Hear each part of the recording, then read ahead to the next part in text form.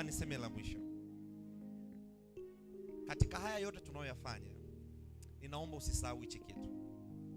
Kama utakumbuka, tupo kwenye dunia ambayo sio wenye fedha wanaweza kaishi, sio wenye elimu wanaweza kasurvive kwenye hiyo dunia.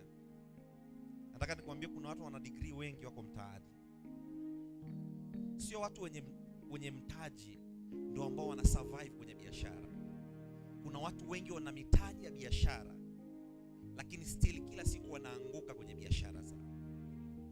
Tupo kwenye dunia ambayo ni very controversial. Usisahau hichi mimi nakwambia. Hii dunia ya leo sio mtu mwenye ajira ndio yuko salama. Kuna watu hapo kwenye ajira na wanatamani hata warudi nyumbani waiache ile kazi. Analipwa mshahara mwisho wa mwezi, lakini moyo wake unatamani kufa. Hana amani anapofanya kazi.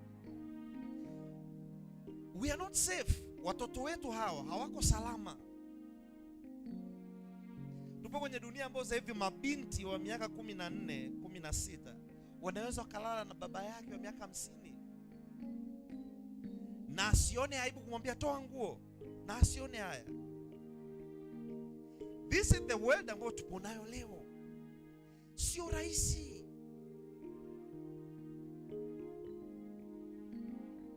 Hichi ambacho kinafanyika, Mungu akubariki kwa moyo ambao umekuwa mpaka sasa hivi. Mimi nataka nikuambie, hichi ambacho unakifanya kina maana kuliko unavyofikiri. Light ungejua. Natamani usije ukaiona tu ni kama tunafanya kitu. Huu muda ambao uko hapa, adui yako unajua anatumia gharama kuliko wewe unavyoichukua. Unafahamu adui zako kuna watu ambao wanajikata viwembe ili wewe usifanikiwe. Wanalala makaburini ili waichukue ile nafasi. Gharama ya kujikata viwembe wewe unaiweza. Lakini angalia, anaamua kulala makaburini, kunywa damu kwa masharti ili apate nafasi ulionayo, ili wewe usifike hapo, usizae, usiwe na amani. Muda wa kukaa hapa mpaka saa 9 saa 10 hivi kwako unaona ni shida. No. Hili ndo tambiko letu, hatuna mahali pengine. Ni hii madhabahu peke yake tu. Ninyi mabinti na vijana, ninawaombea Mungu. Nimeona baba anazungumza. Mimi napenda sana kuongea na vijana. Alafu si vijana ndo tuna neema kuishi miaka mingi kuliko wao wazee wetu. Natamani nije niolewe na mwanaume mzuri ambaye anampenda Bwana, mpole, mnyenyekevu, ambaye atakuwa achepuki, ananisikiliza. Alafu kuomba utaki. Wa kwanza kutaka kwenda ibadani. Ukiambia funga, mara ya mwisho umefunga lini? Hujawahi. Unatamani uje kuwa na biashara kubwa, duka kubwa, uje ufanikiwe. Chochote cha Mungu kinahitaji gharama. Vijana msichukulie very easy. Unahitaji kufunga wewe. Omba. Kama hujawahi kufunga siku 3 kavu, funga. Hawezi kufunga wakati uko na umri wa mama. Utaweza. Sasa hivi ndio unahitaji kufunga. Unahitaji kujenga gorofa. Mwenzako anamuua mtoto wake ajenge gorofa. Wewe unakula asubuhi, mchana, jioni, Jumatatu mpaka Ijumaa. Alafu naambia Mungu nataka nije kuwa na gorofa. How? I'm sorry kama nimewakwaza. Lakini nimetamani sana hili zindiko usije hata Jumapili ijayo. Natamani utamani ubaki. Kwa nini? Hapa ndo unakuwa hii madhabahu ndo pekee inatusaidia. Inasaidia watoto wako hii. Kuna mahali wewe hujui adui zako wanapigwa kwa sababu ya hii madhabahu. Unaepushwa na ajali kwa sababu ya hii madhabahu. Unapokaa hapa adui zako wanahangaika huko, wewe unakuwa salama. The only place to be safe. Usikose. Yani kama ungekuwa na shauku, ratiba zako hata hizo za siku ya Jumaa, kesho na kesho kutwa, tamani usio unakosa. Kwa sababu dunia tulionayo, watu wenye uwezo wa kusurvive kwenye hii dunia ni watu wenye power. Na watu wenye power ni watu walio na Mungu tu ndio wanaweza kaishi salama. Amini mimi nakwambia.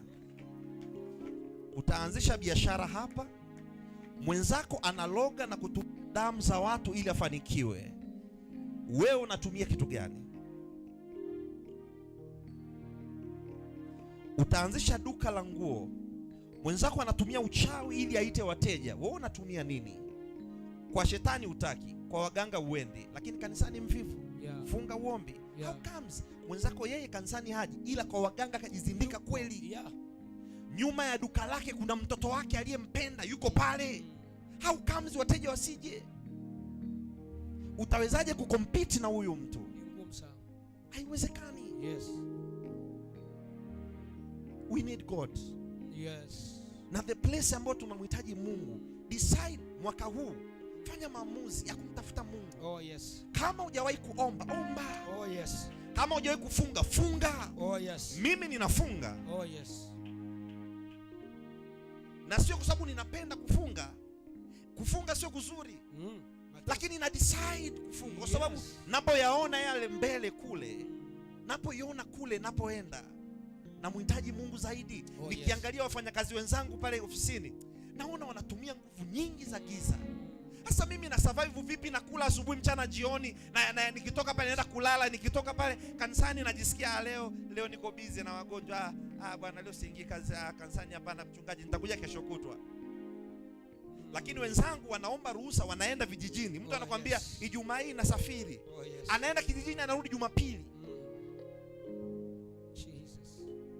Lastly, Mungu akupe neema ya kufanya kile ambacho unakifanya kwa bidii. Kuna watu hapa mna neema za kufanya mambo makubwa. Kuna watu mna neema kuandika vitabu. Usiendelee kupostpone. Usiendelee kusema nitaandika mwaka. Kuna wengine ni walimu wazuri, mnaandika vitabu lakini hamjaandika. Mwaka umepita, una uwezo, una neema. Kuna watu wengine ni waombaji lakini wanatamani kuomba kwa muda, lakini wanasema nitaomba, subiri kwanza. Kuna wengine hapa ni waimbaji, wanatamani kuandika nyimbo. Kuna aina fulani za kufanya namna wanataka kuandaa event, wana mipango lakini wanaahirisha. No. Kuna watu kwenye umri wako wamefanya makubwa. Kuna waimbaji kwenye eneo lako wamefanya makubwa. You need to